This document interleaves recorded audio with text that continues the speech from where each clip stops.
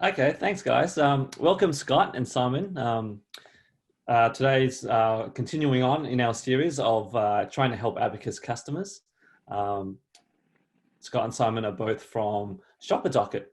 So, in trying to increase avenues and ways for customers to let their customers know about them, we've explored different ways, whether it's digital media, social media marketing, or letterbox distribution. I think Shopper Docket's one of those things people don't think of. And it might not it'd be something in the top 10 of people's mind, but it might actually be more useful than they actually think. So again, thanks for today. And I want to welcome Scott, who's the operations manager, and Simon, who's the managing director, but also happens to be the founder who started the company in 1986. So can I put it to you to maybe just tell us a bit about your journey as business owners and entrepreneurs. I think we're always interested to hear other people's journeys and how they started it. So over to you. Thanks. All right. Thanks, Peter. Look, I saw printed ads on the back of customer receipts in the US back in 1986. So hadn't seen it here in Australia, came back and started supplying a supermarket up in Brisbane called the Pick and Pay Hypermarket, which is up in Aspley, Brisbane. And the advantage of that store was it's really a combination of like a Kmart and a Coles supermarket all in one. But they had 70 cash registers and 45,000 customers a week. So it was a great place to introduce this type of media where we simply print the ads on the back of the receipt for the customer. Yeah. And they're coupons, really. Majority of our advertisers offer an incentive. So it's very accountable media. So, you know, we might run it for, generally in the capital cities, we'll run it for a month for an advertiser, and they will be able to assess the results of that campaign by the number of customers who actually bring it in. So from that very first campaign back in 1986, I recall vividly, McDonald's was one of our participants, for example, and they had 2,500 customers within that month came in with their coupon, which was a, you know, buy one, get one free cheeseburger. And 2,500 people responded by taking that coupon on the back of their receipt to McDonald's and taking advantage of the saving. So, and that's probably what kept me, and I'm still, you know, find the business extremely rewarding from the point of view of how we can really support particularly SME type businesses, local, where advertiser can look at the local retailers that we're distributing through, which is Kmart, Target, Big W, Chemist Warehouse, IGA supermarkets.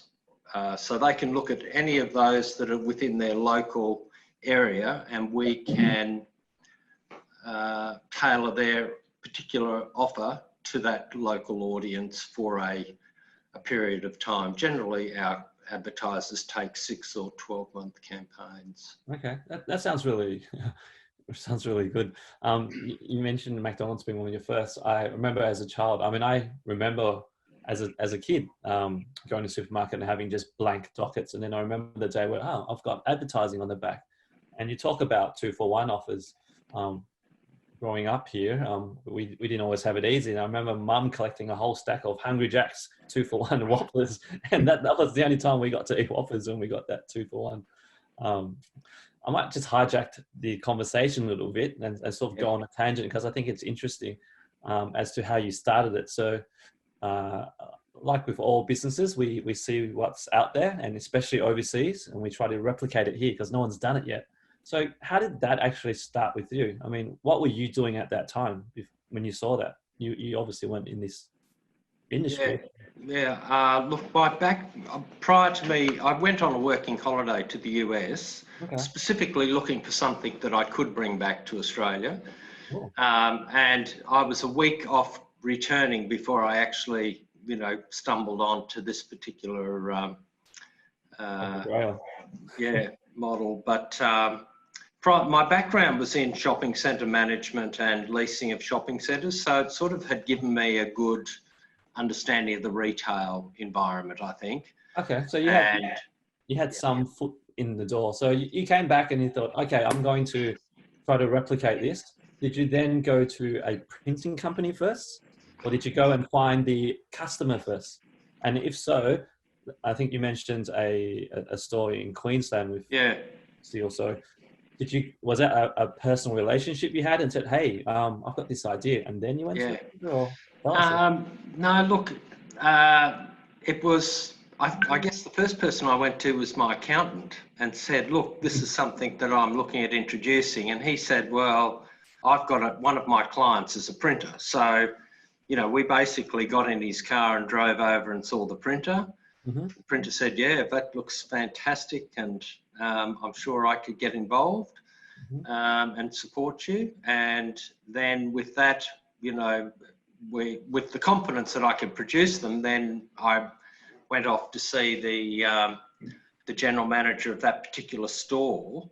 I didn't know him, but I knew that it was the company that I'd previously worked with who had built that centre, so I knew of it. And the advantage, what we were taking to them was, you know, they were paying for register roles, and I was saying, well, with this, if you give us the advertising rights to the back, we won't charge you for the register roles. So it was quite attractive for a retailer.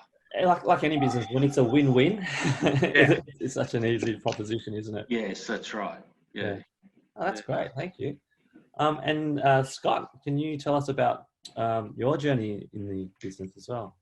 Yeah, so I come from a printing and graphics background in Canberra. So I worked on a lot of big publications in Canberra, and then moved to sunny Queensland, and which is where I stumbled across Shopa Docket.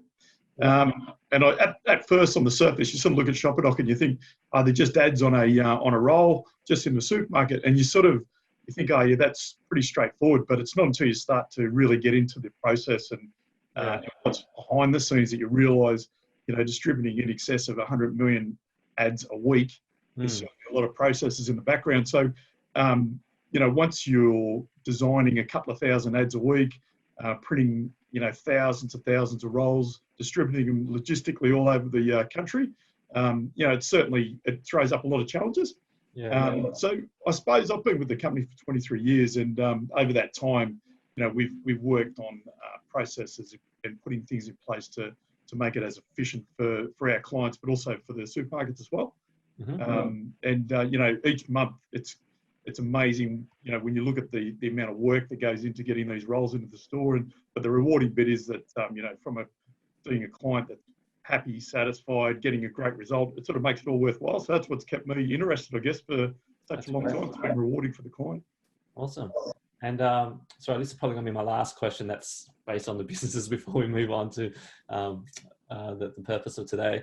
Are Shopa Docket the only business that do what they do? I'm sure you've had competitors, and I mean, it's a great idea, and others want to, replicate. Anytime there's a successful business, someone else wants to go and do something, compete. Are there competitors? How have you staved off? What have you done? We've had a lot of competitors over the years. Okay. There isn't anyone else doing what we do now in Australia. We've acquired some, and some have gone by the way. But I think what has really made our business as successful as it has been over that journey is, you know, we've really got this duopoly of Coles and Woolies who dominate 80% of the market. So it sort of made it very difficult for alternative competitors to come in and really get any serious, you know, distribution for advertisers. Because the advantage of those big retailers is high volume customers and, you know, a lengthy receipt, lots of ads on the back. It's you know, the thing I have learned about advertising in this channel particularly, it's all about, you know, reaching as many consumers as possible in the local area for the catchment of the advertiser. Great, thanks. So, I mean, on the back of the Shopa Dockets, the promotions for all types of businesses, whether it's your chemist store or your hardware or fast food. I mean, Abacus customers range all the way from, you know, your quick food to even some retailers, but a lot of it are hospitality businesses. I would imagine Shopa Docket isn't the first thing that comes to mind when I think, how do I get my business out there? But can you tell us a bit about, I guess, the benefits? Is it worth it?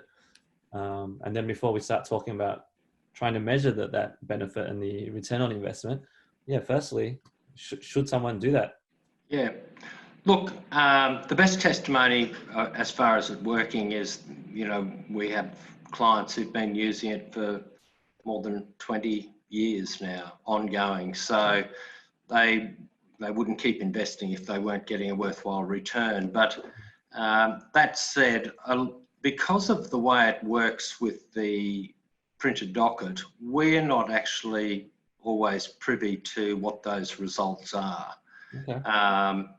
And a lot of the reasons behind that is that the client doesn't want that information passed on to his competitor, his or her competitor. Makes sense. And then there's also, you know, I guess if it's working well, there's fear that we might put the price up. So the best testimony is the fact that it does, and I guess then we can support the readership and usage by some of the independent research we've had from Morgan's or even AC and Nielsen. So it sounds like it's a bit of an investment for especially those who are doing a 20-year campaign. Is there a sweet spot? Like, does someone need to have more than 4 stores, or have you seen many single store operator who has, you know, kept that relationship with you for a while? Yeah, look, a lot more single stores than multiple stores. It's because, you know, depending on the geography of the local area, some of the offers can vary from area to area. That, you know, it's all about delivering the best return on investment for that advertiser. So, you know, it's got to be attractive for the consumer to respond, but you also don't want to erode on the margin too much for the business operator. So that can vary from area to area for a particular, you know, the same particular operator. And we do find that, I think, you know, at the moment we probably average a couple of thousand SMEs who advertise every month on Shopa Docket. The majority, more than 80% of those would be local individual operators. Oh wow! Okay, that's good to know. What does a typical starting campaign cost? What's the minimum investment if you were? Look, I would recommend to any advertiser, they really want to get they want to be seeing, you know, 20 to 30,000 of their ads going out every week. And if they're doing that, it's going, on average, it'll cost $600 a month. That's the sort of that's the base sort of price that they can do to get that type of reach in their local audience. Okay. So $600 a month will get you 20 to 30,000 little snippets on the back of a docket. Yeah, every week. Yeah. Yep. Okay. Great. And yeah, well, I mean, we talked about return on investment. It's hard to measure because you don't have that data. No, we're on a digital journey though, so we replicate all these offers now on the web and on the mobile app. Yeah. So that is, I guess, certainly more accountable as far as responses. Sure. And the price, I'm sure, will fluctuate whether it's prior to Christmas or Mother's Day or something. Does that change at all? Because I imagine everyone would want to, you know, hit the peak times of, hey, if I'm a florist, I want to start advertising prior to Valentine's Day, for example. Yeah. Interestingly, we don't get the big fluctuations though. Okay.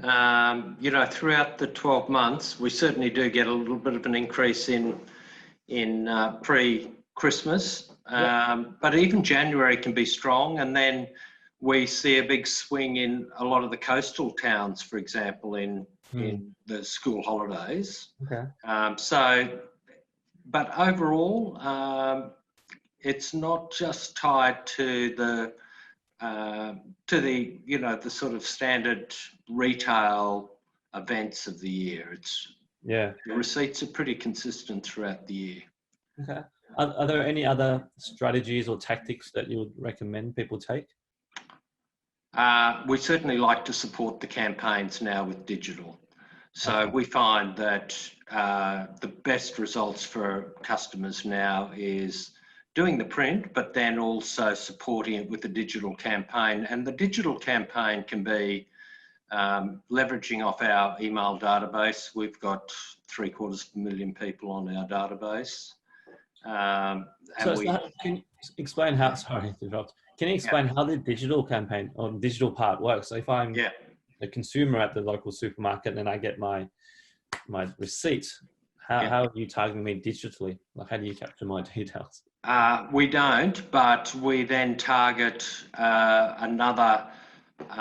You may get it at the supermarket, but then you would also potentially be on our database if you're an active user of Shopa Docket. So we're targeting 750,000 people who are actively engaged with using Shopa Docket.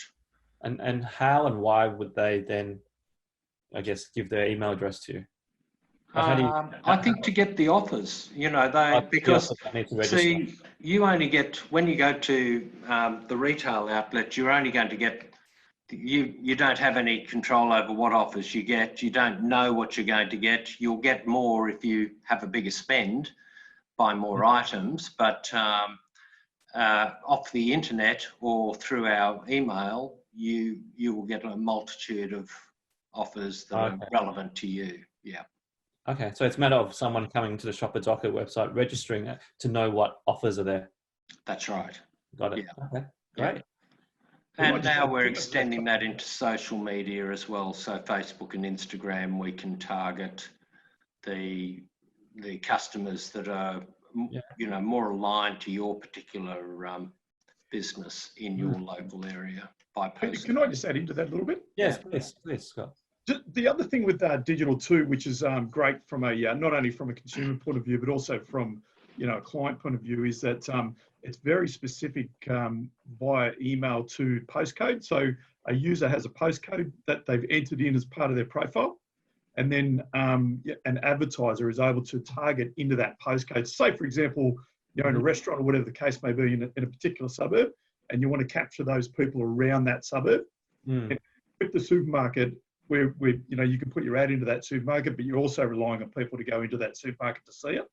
And I suppose just branching on from what Simon mentioned, that the beauty with digital supporting the print side of it is we send out what we call an e-bulletin, which is a bulletin of all of the ads in that actual particular postcode. So it's it's really getting a lot more eyeballs onto those ads. Yeah. Okay.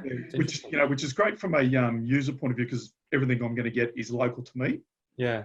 But also from the business advertising on it, it's very specific getting into that particular postcode. So there's quite a bit of strategy that can go on behind the scenes there.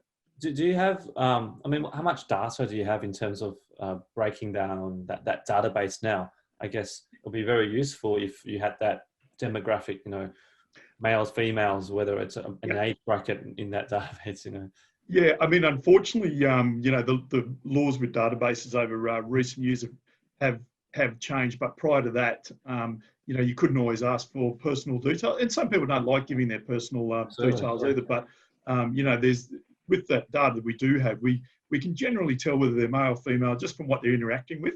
Yep. Age brackets, we do have some of that in there as well, but there's a lot of advancements in technology now where you're able to capture shopping habits of certain people, whether it's via Google or whatever, and then you can build a bit of a profile on someone. Yeah. So we do have pretty good, a breakdown of exactly what that database looks like. But the other thing too is it's good having the breakdown, but when you're targeting someone, especially with with a restaurant or whatever the case may be, we think it might be more suited to male or female, but the reality is it could also be suited to both as well, because people also share. So we do have a good understanding of what that database is, but we also don't limit what we do with that database either. Sure. With digital, the great thing about digital is just because I get it, it doesn't mean I can't share it with other people who may not be in that database. So the reach actually is quite a lot further than what our actual database is. Absolutely. That's very Which true. we see on social a lot. Yeah, for sure. Yep. I was just thinking, if you were, say, a JJ Smith 1981, you've sort of given your age away and your email address, haven't you? Yeah, true. Yeah, true. Although we all lie on those. Is there anything in particular that during this time in particular, customers should be changing in terms of their strategies? Is there any particular advice, like now you should be concentrating more on X instead of Y? What advice do you have during these particular times? Once they get back open, look, I think, something like Shopa Docket will be extremely valuable for a lot of businesses post the current sort of climate. It's very hard to do anything at the moment when people don't have any clarity as to exactly, when they will be able to commence trading again. But just to, I guess Shopa Docket has always done particularly well in tougher economic times. I think, obviously consumers will be more conscious about the savings that are available to them. And so we're expecting to see quite a surge in usage and activation of the offers. So I would encourage businesses, and we will be encouraging businesses to consider targeting that local community through our channels. And we do have a multitude of channels. We haven't sort of touched on what we've introduced recently, Peter, but it's we've now developed a new app called Shopper Save, and that's we're very excited about the opportunity that provides, because once the consumer registers their credit card or debit card into that app, they can then get cash discounts from any of the participating retailers. So it's cash, it goes into their wallet, and they can put it straight into their bank account. Okay.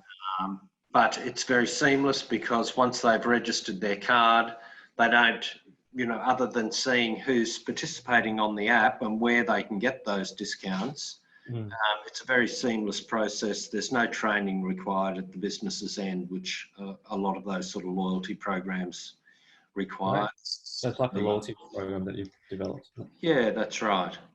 Yeah, that's fantastic. Can you share some successful stories, like businesses that maybe weren't doing so well, who really greatly benefit from Shopa Docket? Yeah. Look,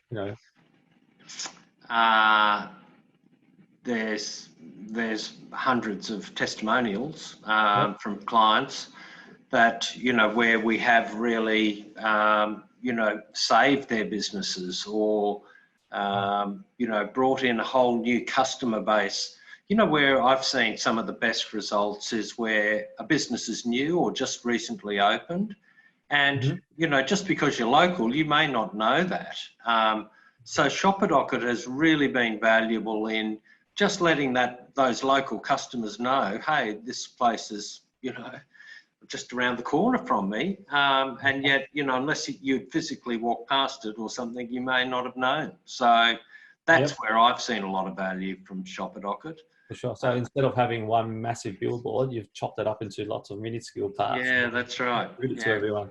We do call it a mini billboard, but it's very good for it's just constantly putting your name out there into the consumer's hand. And it's very, I guess that's what's so powerful about it. It's actually put in your hand. For sure. And there's some valuable savings there. A customer can save $100 a month easily on Shopa Docket if they're actively using them. What have you found to be the most more successful whether it's campaigns or discounts are offered. Like, for example, if I got a 2-for-1 pizza or 2-for-1 burger, that sounds attractive, right? I mean, if you gave 80% off on a docket, that will work, right? But you got to find that balance. You're not giving stuff. Yeah, that's right. So yeah, have you seen things that work in particular without? So I sort of answered the good question myself, without giving away too much. Look, we've always found the buy one get one free offer seems to have generated the best results. Okay. If a business can support that type of offer, definitely is the one that can generate the most volume of customers. Yeah. But, you know, it will depend a little bit on the category. We have a huge variety of different industries that participate on the docket. So you mentioned the QSR sort of area, but the quick service restaurants, but right through to home furnishings or, you know, automobile servicing, all those. So their redemption numbers aren't going to be comparable to the restaurants, but you know, their average sale will be far in excess of, you know, that type of category as well. So, and those ones are generally packaged. So they'll do, you know, they'll do a service. I think, Scott, you might know better than me, but I think probably one of the most popular automobile service offers is around 120 odd. Yeah, that's right. Yep. Yeah. And there's a fair bit of value in that $120 too. Yeah. Yep.